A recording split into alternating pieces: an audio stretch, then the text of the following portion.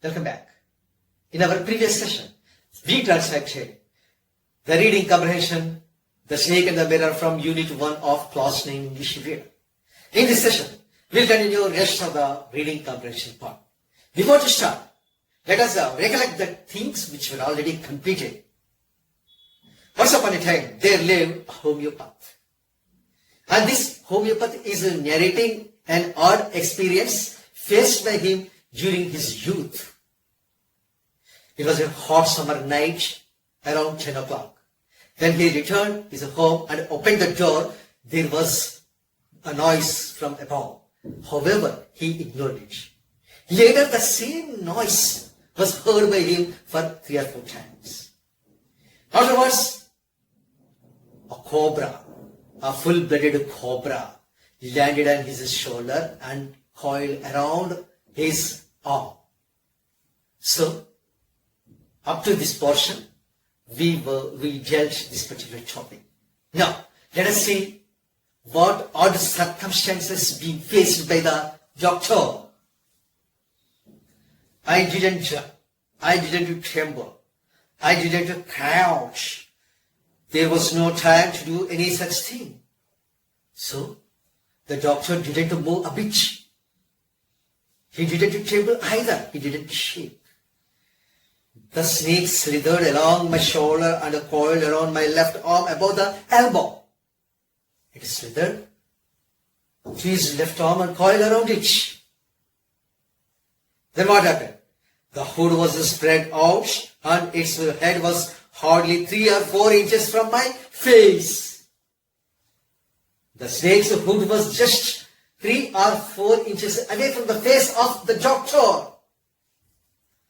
It would not be correct to say merely that I sat there holding my breath. Dear student, you just imagine such a pathetic state of the doctor when the death was just in front of him, 4 inches away from him. I was turned to stone. So, he turned into a stone now. But my mind was very active. The door opened into darkness. The room was surrounded by darkness. In the light of the lamp, I sat there like a stone image in the flash. So, everywhere, dark surrounds. His room was surrounded by the darkness. At that situation, he simply sat like a stone. What happened there? I felt then the great presence of the creator of this world and this universe. Obviously, like every human being, this particular doctor also remembered the God, the Almighty. God was there. Suppose I said something and he did not like it. I tried in my imagination to write in a bright letters outside my little heart the words, "Oh God." Then there was some pain in my left arm. So gradually there is a pain from his left arm. There was some pain in my left arm. It was as if a thick leaden rod, a rod made of molten fire was slowly but powerfully crushing my arm. It was felt something like a molten fire surrounded by his arm. What is meant by a molten? See, the meaning is given. Heated to a very high temperature. That's molten. Then, so also he felt his left arm was being crushed. Crushed because of the snake coiled round its left arm, his left arm. At my slightest moment, the snake would strike me. Death lurked 4 inches away. So, death lurked 4 inches away. Death appears 4 inches away. Suppose it struck. What was the medicine I had to take? Suppose the snake bites the doctor. Does he have any medicine? Let us go through it. There were no medicines in the room. Oh, although being a doctor, he didn't keep any sort of medicine in his room. How horrible the situation faced by the doctor. I was but poor. foolish and stupid doctor. He is cursing himself. How? I was but a poor, foolish and stupid doctor. I forgot my danger and smile feebly at myself. So, when a smile, feeble smile comes out of the mouth of this doctor, from the face of this dog, the doctor, feeble smile, a little smile. Right? It seemed as if God appreciated that. Perhaps the God might have enjoyed my stay there.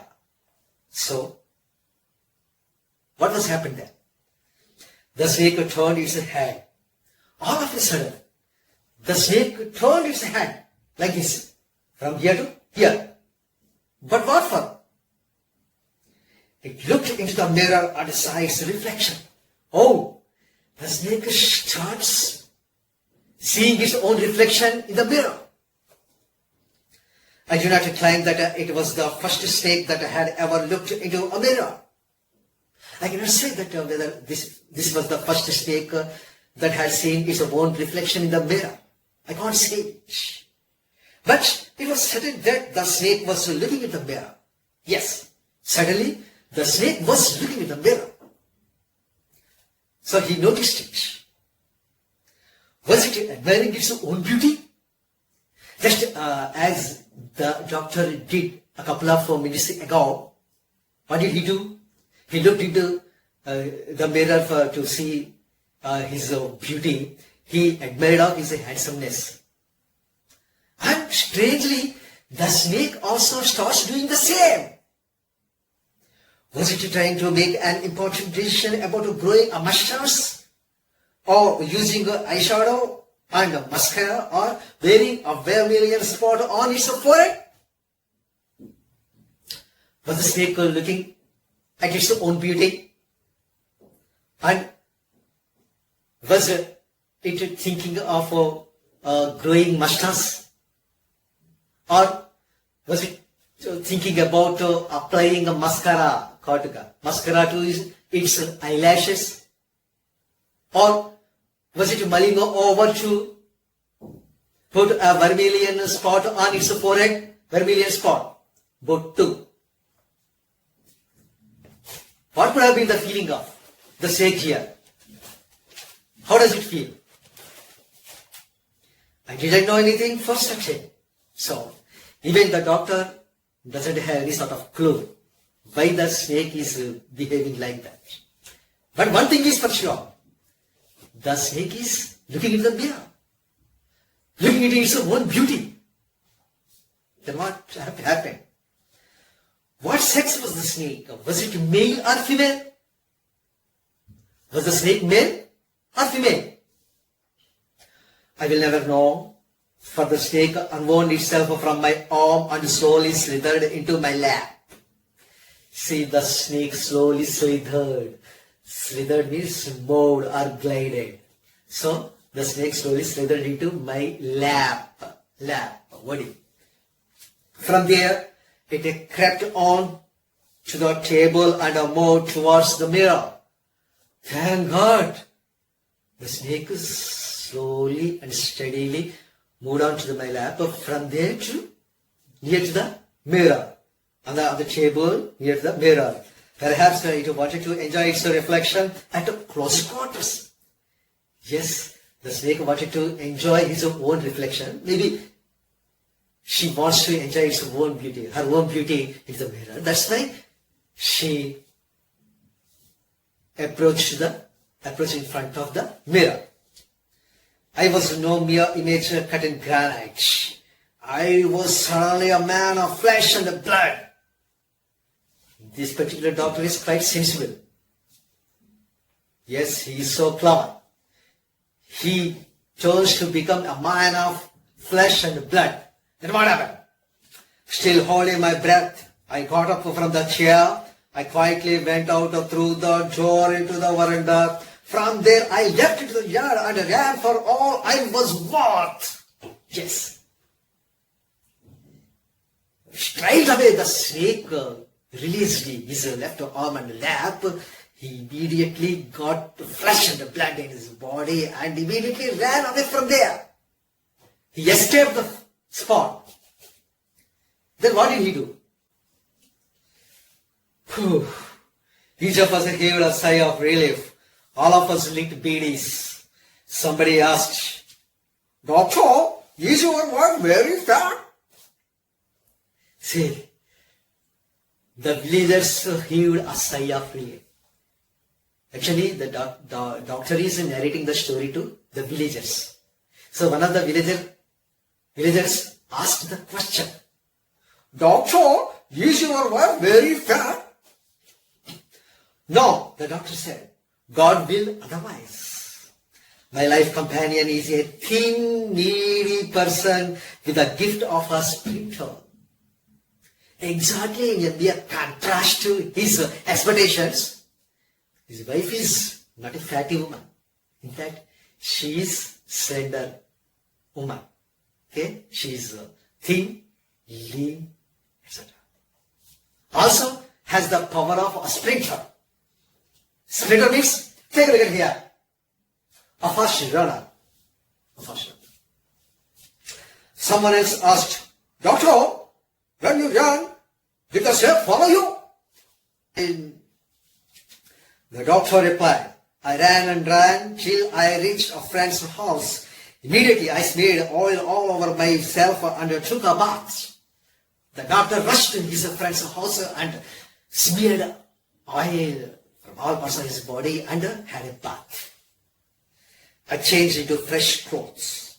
The next morning at about 8:30, I took my friend and one or two others to my room to move my things from there. I want to vacate the room. So that's why I, along with my friend and two more other persons, reached to my home, my room. But we found we had little to carry. What happened? Some thief had removed most of my things. The room had been cleaned out, but not really. The thief had left behind one thing as a final insult. So, by the time the doctor escaped from his room, a thief entered the room and thefted everything belongs to the doctor. Of course, he just left one thing. "So, what was that?" I asked. The doctor said, "My vest, the dirty one." The fellow had such a sense of cleanliness. The vest removed off by the doctor the previous night. So, that was left by the thief. The fellow had such a sense of cleanliness. The rascal could have taken it and used it after washing it with soap and water. "Did you see the snake the next day, doctor?" So, another villager asked the question, "Did you see the snake the next day, doctor?" Will the snake be available? It might have gone to somewhere else. The doctor laughed. "I've never seen it since. It was a snake which was taken with its own beauty." That's all about this reading comprehension passage. Now, dear students, let's go through some comprehension questions and their answers. Here is the passage. "No," the doctor said, "God will otherwise. My life companion is a thin, greedy person with the gift of a sprinter." Someone else asked, "Doctor, when you ran, did the snake follow you?" Here are three questions and their answers. First one, did the snake follow the doctor? No, it didn't. Second one, did the God will as per his wish? No, the God will otherwise. Third one, who is life companion here? The doctor's wife. And more questions are for you. Why did the snake move towards the mirror? Perhaps it wanted to see its own beauty.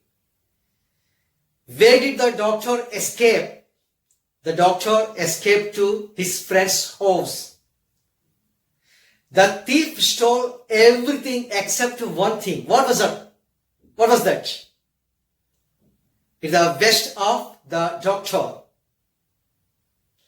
Dear students, that's all about the reading passage of Unit 1, The Snake and the Mirror. In my next session, I will deal with the grammar part from Unit 1. Until then, bye. Thank you.